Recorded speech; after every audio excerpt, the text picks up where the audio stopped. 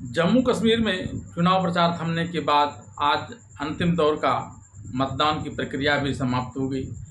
ऐसे में खासकर भारतीय जनता पार्टी और कांग्रेस इस दोनों ने अब हरियाणा में जी तोड़ मेहनत करना प्रारंभ कर दिया है, जहां 5 अक्टूबर को मतदान होना है।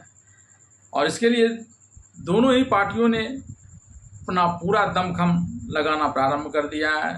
दोनों ही पार्टियों के प्रमुख नेता वहां जाकर अपने पक्ष में चुनावी हवा करने का प्रयास कर रहे हैं। इसी क्रम में आज भारत के प्रधानमंत्री और भारतीय जनता पार्टी के नेता नरेंद्र मोदी ने वहां जाकर एक रैली को संबोधित करते हुए कांग्रेस को आड़े हाथों लिया और जनता की सहानुभूति जुटाने का भरसक प्रयास किया।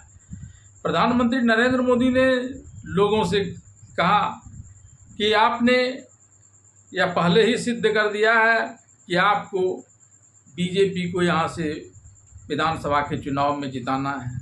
इसके लिए उन्होंने एक तर्क का सहारा लिया, जिसमें उन्होंने कहा कि हरियाणा का यह ट्रेंड रहा है कि केंद्र में जिसकी भी सरकार होती है वह राज्य में भी उसी पार्टी की सरकार बनाती है, और भारतीय जनता पार्टी को तीसरी बार केंद्र में शासन बनाने का मौका देकर हरियाणा के लोगों ने यह सिद्ध कर दिया है कि आगामी विधानसभा चुनाव में भी हरियाणा में भारतीय जनता पार्टी की ही सरकार बनेगी। कांग्रेस को आड़े हाथों लेते हुए प्रधानमंत्री नरेंद्र मोदी ने कहा कि कांग्रेस की कार्य संस्कृति ही ऐसी है, उसका फार्मूला ही ऐसा है कि यह न तो खुद काम करती है और न ही किसी दूसरे को काम करने देती है। जनता की चिंता इसे नहीं, उसे चिंता है तो सिर्फ एक परिवार की, और ऐसा करते हुए उनका निशाना राहुल गांधी और गांधी परिवार पर था। पर हरियाणा की रैली को संबोधित करते हुए प्रधानमंत्री नरेंद्र मोदी ने अपने भाषण में कहा कि कांग्रेस का फॉर्मूला है न काम करो और न ही दूसरों को काम करने दो। कांग्रेस की राजनीति झूठे वादों तक सीमित है, जबकि बीजेपी की राजनीति कड़ी मेहनत और परिणाम दिखाने पर केंद्रित है। कांग्रेस कभी कड़ी मेहनत नहीं करती। कांग्रेस ने सोचा था कि 10 साल बीत गए हैं और हरियाणा की जनता उन्हें थाली में परोस कर सत्ता दे देगी। कांग्रेस को मध्य प्रदेश में भी यही गलतफहमी थी, लेकिन मध्य प्रदेश के लोगों ने कांग्रेस को दिन में ही तारा दिखा दिया। प्रधानमंत्री नरेंद्र मोदी ने कहा, कांग्रेस ने देश के लिए महत्वपूर्ण हर मुद्दे को उलझाए रखा। कांग्रेस ने अयोध्या में राम मंदिर नहीं बनने दिया था। कांग्रेस ने जम्मू कश्मीर में संविधान को पूरी तरह से लागू नहीं होने दिया था।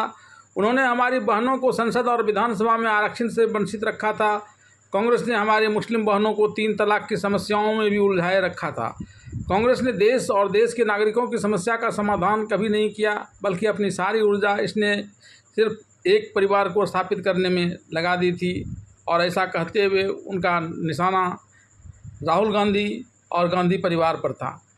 हरियाणा के सीएम नायब सिंह सैनी ने कहा कि 5 तारीख को पीएम मोदी द्वारा अनुच्छेद 370 को ख़त्म किया गया और उसी 5 तारीख को राम मंदिर का शिलान्यास भी किया गया। अब एक बार फिर 5 तारीख आने वाला है। मैं आपको विश्वास दिलाता हूं कि इस 5 तारीख को हरियाणा तीसरी बार बीजेपी की सरकार बनाकर इतिहास रचेगा। मैं एक बार फिर आपका हरियाणा की धरती पर स्वागत करता हूं और पूरे हरियाणा की तरफ से आपका अभिनंदन करता हूं।